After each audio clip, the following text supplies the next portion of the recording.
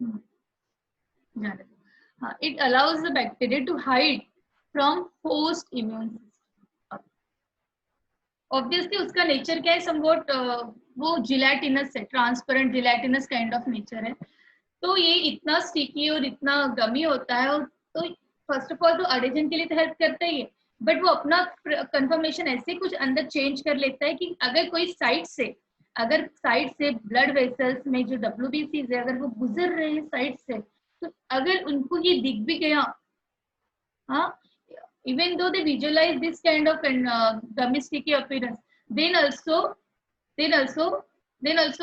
उनको वो रिकॉग्नाइज नहीं हो पाएगा कि हाँ ये कुछ समवट फॉरेन है। फॉरेन मीन्स बाहर से आया हुआ कोई इन्वेडिंग पैथोजन है, ऐसा नहीं दिखेगा, क्योंकि वो बैक्टीरिया क्या हो जाएंगे, वो कैप्सूल उस बैक्टीरिया को हाइड करने के लिए, it allows the bacteria to hide from host cell. Host immune cell से खुद को हाइड करने के लिए भी से कैप्सूल बैक्टीरिया को हेल्प करता है। देखो कितना स्मार्ट है। फर्स्ट ऑफ ऑल एडेजन के लिए हेल्प किया, यानी इन्फेक्शन के लिए जाके चिपक गया अच्छे से, yes. And secondly it gives protection from immune cell. Immune cell को इजीली विजुअलाइज नहीं कर पा रहे, immune system is not easily recognize this kind of bacteria due to their capsule nature. ठीक है, तो ऑब्वियसली प्रोटेक्शन आ गया। because of which capsule is considered a virulence factor।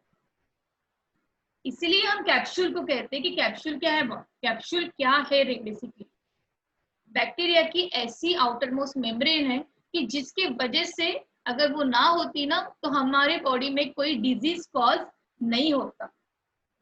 यानी हमारे बॉडी में अगर वो बैक्टीरिया की डिजीज कॉज करने की कैपेसिटी को एनहांस कर रहा है कैप्सूल, मींस वो कैप्सूल उसका वरुलेंस फैक्टर वरुलेंस एनहांस कर रहा है। Virulence means the bacteria is more virulent. Virulent का मतलब होता है जो कि, वरुलेंट का मतलब वायरस से नहीं है, वरुलेंट का मतलब है जो कि कोई इन्फेक्शन कॉज कर पाए, किसी दूसरे की बॉडी में जाके उस ऑर्गेनिज्म को इन्फेक्ट कर पाए, डिजीज दे पाए, ऐसी एबिलिटी होना, उस एबिलिटी को कहते हैं वरुलेंस फैक्टर।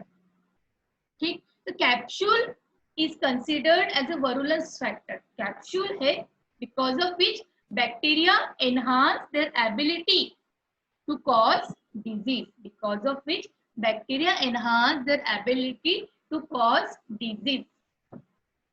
ठीक, वरुलेंस फैक्टर मीन्स, वरुलेंस का मतलब होता है कि ability to cause disease, to cause disease. यहां तक बच्चों ठीक है? अब एक पॉइंट ये भी कवर कर लेते हैं, मीन्स ये स्लाइड कंप्लीट हो जाएगी। ठीक, यस यस यस यस, थोड़ा बता दो मुझे, फिर वो बैक जाना होता है ना, तो फिर वो लिंक आपने मैसेज किए क्या? हाइड तो नहीं हो गया बहुत? हाँ, अब ठीक ठीक ठीक ठीक, हो गया हो गया। हाँ, आगे, capsule can protect the cell from engulfment by eukaryotic cells such as macrophage। अब कुछ नहीं है, इसी पॉइंट को वो अलग वे में इलेबरेट कर रहा है। आपके बॉडी में WBCs होते हैं, राइट? आपकी बॉडी में WBCs की सेवरल कैटेगरी होती है। सम आर मैक्रोफेजेस, अगर नहीं पता तो अभी कर लो। Some are T cells, some are B cells, सबको मिलके हम कहते हैं, कॉमन कैटेगरी कहते हैं WBC, white blood cell, leucocytes. ठीक है, अब मैक्रोफेजेस अलग टाइप के सेल्स, WBC है जो कि आपके बॉडी की एक सोल्जर बॉडी। जैसे ही कोई इन्वेडिंग पैथोजन अंदर आता है, कोई भी बाहर से फॉरेन ऑर्गेनिज्म, तो सबसे पहले उनको वेलकम करने के लिए कौन है? मैक्रोफेज। सबसे पहले जो एनकाउंटर होगा उनके साथ वो कौन है? मैक्रोफेज। और मैक्रोफेज ना समवॉट हमारे अमीबा जैसा है, ऐसे अमीबा नहीं है, अमीबा जैसा मीन्स अमीबा कैसी इरेगुलर शेप होता है, amoeba is having irregular in shape, right? वैसे ही आपका मैक्रोफेज है। अमीबा क्या करता है, अमीबा कभी आपको अगर पता होगा 10th क्लास में आपने पढ़ा होगा, अमीबा के पास फॉल्स फीट होते हैं जिसको हम सूडोपोडिया कहते हैं। वो फॉल्स फीट आगे जो भी इन्वेडिंग पैथोजन है उसको ऐसे एंगल्फ कर लेते हैं। यस और नो? यस और नो?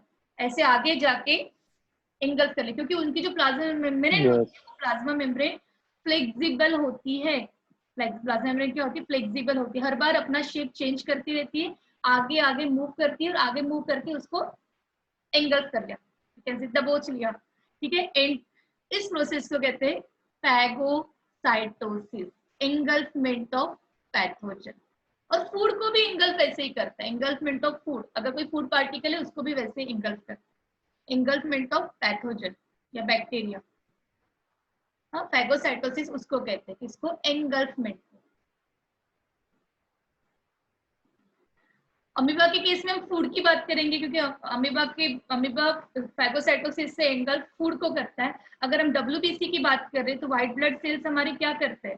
किसी एंटीजन को एंगल्फ करके उसको किल करते हैं ना, किसी पैथोजन को किल करते हैं, तो वो पैथोजन को एंगल्फ करेंगे। Concept is same. फैगोसाइटोसिस इसमें भी हो रहा है क्योंकि इसका साइज इरेगुलर है, वैसा सेम साइज हमारे मैक्रोफेजेस का भी है, उसका भी साइज क्या है? इरेगुलर है। That's why we call this kind of cell as phagocytic cell. क्या कहते हैं? Phagocytic cell. यहाँ तक ठीक है? मैक्रोफेज WBC की कैटेगरी है और उसका जो शेप है, that shape seems to be like your amoeba. Irregular plasma membrane होती है और वो फ्लेक्सिबल होती है, तो सो दैट कि जो भी पैथोजन आ रहा है उस पैथोजन को फटाफट क्या कर ले? वो एंगल्फ कर ले, खुद में एंगल्फ करना यानी ले लेना, अपटेक करना, और अंदर ले जाने के बाद उस पैथोजन को क्या करना है? क्लीव करना है। रियल सेंस में हमारे बॉडी में ऐसा होता रहता है, बट ये तो बैक्टीरिया है ना, और ये बैक्टीरिया तो स्मार्ट है। वाई? क्योंकि इनके पास क्या है? कैप्सूल है, तो ये कैप्सूल तो हाइड कर लेगा। हाइड करना यानी खुद को, ये कैप्सूल मैक्रोफेज को रिकॉग्नाइज ही नहीं करने देगा कि हाँ मैं कुछ बाहर का हूं करके, और because of which the capsule can protect from engulfment by eukaryotic cell, and which kind of eukaryotic cell मैंने आपको और बताया आपको, such as macrophage। ये लास्ट जो पॉइंट है इसमें किसी को प्रॉब्लम है तो यू कैन आस्क, बोलो। और एग्जाम्पल देके रखे मैंने, ऐसे कोई bacteria E coli, Haemophilus influenzae, like, और भी मैक्सिमम जो बैक्टीरिया होते हैं उनमें कैप्सूल होता है। इसलिए हमने यहाँ पे अगर ये diagram, if you are visualizing this diagram properly, so what you will observe here capsule is there. I'm not talking about slime layer here because maximally आपको हर डायग्राम में कैप्सूल दिखता है क्योंकि मोस्ट प्रोमिनेंट फॉर्म है, capsule ही maximum रहेगा। Yes, कोई problem नहीं, चले आगे। ये कैप्सूल हो गया, फंक्शंस बहुत अच्छे से देख लिया हमने, मुझे नहीं लगता कि अभी आपको कंफ्यूजन होना चाहिए। ठीक, स्लाइम लेयर ये कंप्लीट हो जाना चाहिए आज, ठीक है। अब स्लाइम लेयर क्या है? Slime layer as compare to capsule it's thin. Capsule thick था, स्लाइम लेयर क्या है? थिन है। कैप्सूल डेंस था, कॉम्पैक्टली पैक्ड था, ये क्या है? लूज शीट है, it is loose sheet, loose covering है। देखो ना, ऐसे लूज कवरिंग नहीं दिख रही यहाँ पे, ठीक है। कैप्सूल देखो एकदम टफ और एक प्रॉपर एक शेप मेंटेन करके, ठीक है। The function of slime layer, सिर्फ इतना ही याद रखना है आपको, बाकी नहीं। Function of slime layer is to protect the bacterial cell from environmental dangers, dangers के, ठीक है, such as antibiotics and desiccation. Desiccation का सिंपल वर्ड है, मीनिंग है डिहाइड्रेशन, यानी पानी कम होना।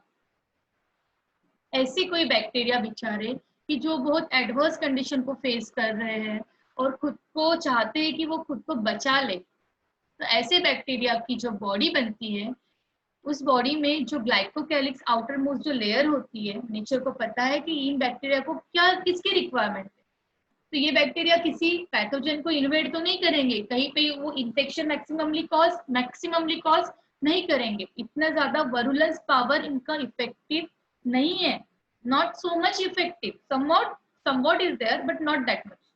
ठीक है, तो इन नेचर ने किस टाइप का ग्लाइकोकैलिक्स उनको दिया है, स्लाइम लेयर वाला, सब थीन लूजली अरेंज्ड है, वो सिर्फ वो किसी होस्ट को हाइड करने के लिए हेल्प नहीं कर रहा है, इसका भी रोल होस्ट से खुद को हाइड करने के लिए हेल्प नहीं कर रहा है, इसका भी रोल प्रोटेक्शन में है। यस, क्या अगर ग्लाइकोकैलिक्स की मेजरली हम बात करें फंक्शन की, तो फंक्शन तो प्रोटेक्शन ही है, whatever capsule is there या whatever capsule is there और slime layer is there, but protection का मीनिंग अलग है। ये प्रोटेक्शन करता है WBC और ये प्रोटेक्शन करता है सराउंडिंग एनवायरमेंट के एनवायरमेंटल चैलेंजेस। ठीक है, खुद को प्रोटेक्ट कर रहा है, बॉडी को नहीं, खुद को प्रोटेक्ट है, बैक्टीरिया खुद को प्रोटेक्शन की बात कर रहे हैं। ठीक है, तो एक तो वो एंटीबायोटिक से खुद को प्रोटेक्ट करेगा, अदरवाइज डिहाइड्रेशन यानी बहुत ज्यादा अगर वाटर कम है तो खुद के वाटर को क्या कर लेगा, लूज नहीं होने देगा। It protect the cell from loss of water and nutrient, इनको लूज नहीं होने देगा। ठीक है, एग्जाम्पल के लिए रखा है मैंने स्ट्रेप्टोकोकस म्यूटेंस, एग्जाम्पल के लिए रखा है स्ट्रेप्टोकोकस म्यूटेंस। ठीक, अब एंटीबायोटिक, एंटी का मतलब होता है, anti means against life, against life. अगर कभी बाय चांस कोई एंटीबायोटिक से ये इनकाउंटर हो जाए तो एज सच ये खुद को बचा सकते हैं। क्यों ऐसा? क्योंकि ऑब्वियसली ये तो ज्यादा वरुलेंस पावर है नहीं इनमें, ये मैक्सिममली किसी डिजीज कॉज तो इतना इफेक्टिवली नहीं करेंगे, आई एम टॉकिंग अबाउट इतना इफेक्टिवली डिजीज कॉज तो नहीं कर रहे, तो इनको किल करने की कोई जरूरत नहीं है। तो जो एंटीबायोटिक सिक्रेट होते हैं या एंटीबायोटिक आप बाहर से भी लेते हो, तो इससे जो जैसे ही डॉक्टर ने कभी आपको एंटीबायोटिक दे दिया और बाय चांस आपकी बॉडी में ऐसे कोई स्लाइम लेयर कंटेनिंग बैक्टीरिया हो, तो ये नॉर्मल बैक्टीरिया तो किल नहीं होंगे, क्योंकि ये खुद को एंटीबायोटिक से बचा सकते हैं। बाकी जो कैप्सूल कंटेनिंग बैक्टीरिया है दे कैन लीव, और ये बैक्टीरिया को जो भी एनवायरमेंटल चैलेंजेस आते हैं इनको फेस करना होता है, तो इस चैलेंजेस के लिए वो खुद के स्लाइम लेयर को यूज करते हैं, और slime layer gives protection from antibiotics and from desiccation we can say, from environmental challenges we can say. It protect the cell from loss of water, पानी कम है बाहर तो खुद के वाटर को लॉस नहीं होने देंगे, न्यूट्रिएंट्स को लॉस नहीं होने देंगे, इस वे में वो खुद को अडॉप्ट करेंगे, खुद को सरवाइव करेंगे। डिफरेंस क्या है स्लाइम लेयर और कैप्सूल का? तो difference between capsule and slime layer is that in capsule polysaccharides are firmly attached to the cell wall, while in slime layer glycoproteins are loosely attached to cell wall. Wait, इसको मिटा दो, are loosely attached to the cell. Means ये जो layer है, अगर if you are considering capsule, if you are considering cell wall inside that, तो ये capsule क्या करता है, पॉलीसैकेराइड फर्मली अटैच्ड है, और जिसकी वजह से इस आउटर मोस्ट लेयर की सेल वॉल के साथ अच्छी क्या है, फर्म अटैचमेंट है, प्रॉपर। ठीक, यस, बट जब स्लाइम लेयर आ जाती है तो सेल वॉल के साथ इतनी प्रॉपरली अटैच नहीं हो पाती, the glycoproteins are loosely attach तो होते, but their attachment is not that much strong, और उसकी वजह से आपको इस टाइप का अरेंजमेंट दिखता है। अगर प्रॉपरली अटैच्ड होती तो समवट इस टाइप का अरेंजमेंट होता, तो ये क्या है आपका लूज अरेंजमेंट, क्योंकि उनको इतने ज्यादा टफ अरेंजमेंट की रिक्वायरमेंट नहीं है। ठीक है, यहाँ तक क्लियर है? ये दो डिफरेंस थे आपके कैप्सूल और स्लाइम लेयर के। ठीक, तो बताओ मैं आगे चलूं।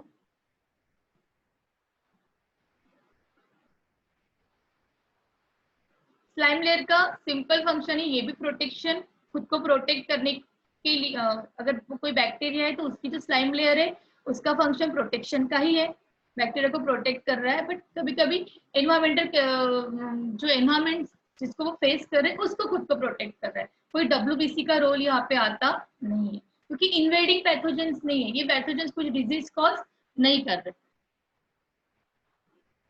हाँ बच्चों, मैक्सिममली आपको पता होना चाहिए कैप्सूल इज व्हाट, कैप्सूल अच्छे से पता होना चाहिए। स्लाइम लेयर के सिर्फ इंपॉर्टेंट पॉइंट क्या जो आपको पता होने चाहिए, only two point this should be, you should be know about this 2 points, thin and loose chain. And function क्या है कि प्रोटेक्ट करता है, क्या protect, it have a protective function, protect the bacteria from environmental dangers such as antibiotics and desiccation।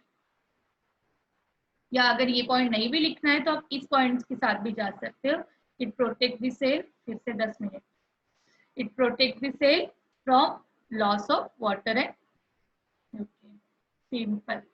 ये तो मैंने extra understanding के लिए डायग्राम ये सब कुछ दिया कि आप सोच पाओ कुछ। हाँ, shall I move further? Please say yes or no. We have just 9 minutes.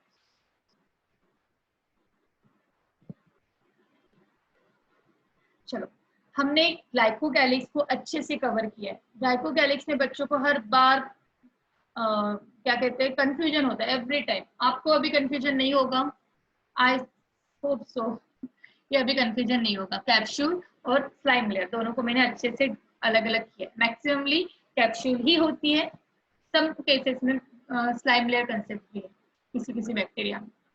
एक तो कैप्सूल होगी नहीं तो स्लाइम लेयर होगा, डोंट थिंक कि दोनों हो रहे हैं। ग्लाइकोकैलिक्स का कोई एक फॉर्म रहेगा अवेलेबल। अब हमने कैप्सूल को कवर कर लिया है, we have done with capsule. Cell wall भी मैंने इसके पहले आपको बताया है कि cell wall second layer, the layer of the cell envelope lying between capsule and cell membrane. Cell membrane और कैप्सूल के बीच में जो लेयर होती है जिसको हम कहते हैं cell wall, middle layer is referred to as cell wall. Yes, अब और एक एक्स्ट्रा वर्ड ऐड कर रही हूँ cell wall. Cell wall composed of peptidoglycan as I have already discussed in detail and teichoic acid, ये याद रखना, teichoic acid। And ये जो नीचे मैंने दी है ये तो आपको याद रखने हैं बेटा, उसमें हम केमिस्ट्री में इतने डिटेल नहीं जा सकते, बायो में क्या कम है पढ़ने के लिए। मैंने यहाँ पे एक एक्स्ट्रा पॉइंट्स रखे हैं वो हम देख लेते हैं। Peptidoglycan is also known as murein. किसी एक स्टूडेंट ने मुझे कहा था मैम म्यूरिन करके, आई थिंक कौन थी तो मुझे याद नहीं, श्रुति थी या श्रेया थी या पायल थी। Is also known as murein. अगर पेप्टिडोग्लाइकेन ये वर्ड नहीं आता है, म्यूरिन वर्ड आता है, then also they are talking about peptidoglycan only, तो आपको समझ जाना चाहिए। Is a polymer consist of sugar and amino acids. And ये एक मेश लाइक स्ट्रक्चर फॉर्म कर देते, इस टाइप का स्ट्रक्चर फॉर्म कर देते मेश लाइक, और ऐसे बनती है क्या आपकी सेल वॉल। सेल वॉल पे है हम, we have already complete a capsule portion, ठीक है।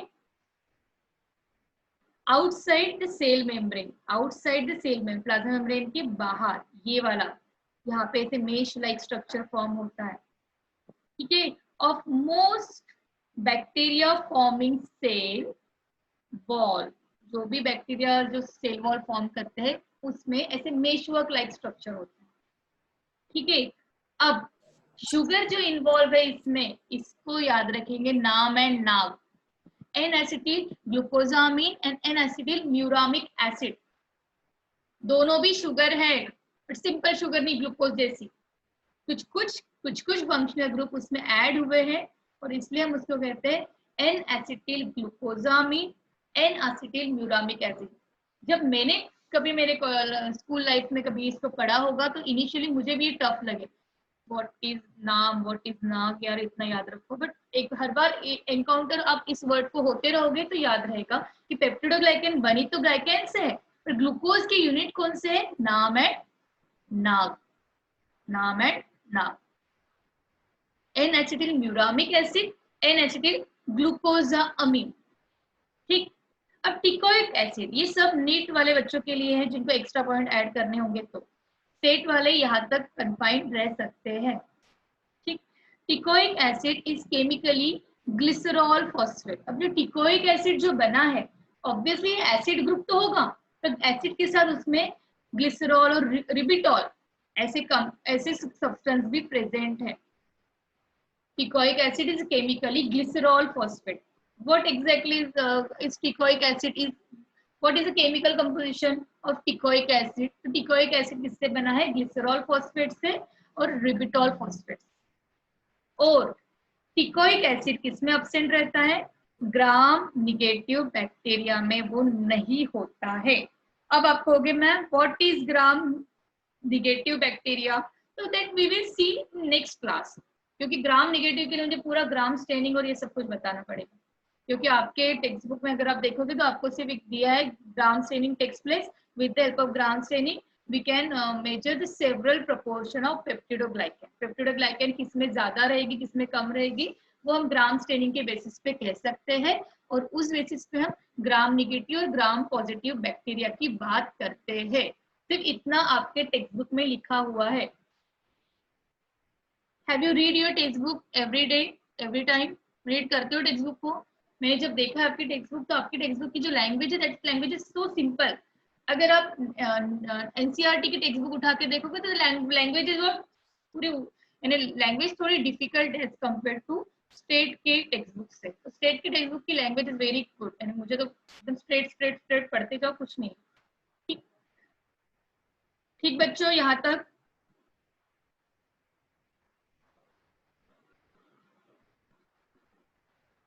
यस, टिकोइक एसिड और पेप्टिडोग्लाइकन, यानी सेल वॉल जब बनी है तो उसमें पेप्टिडोग्लाइकन और टिकोइक एसिड होगा।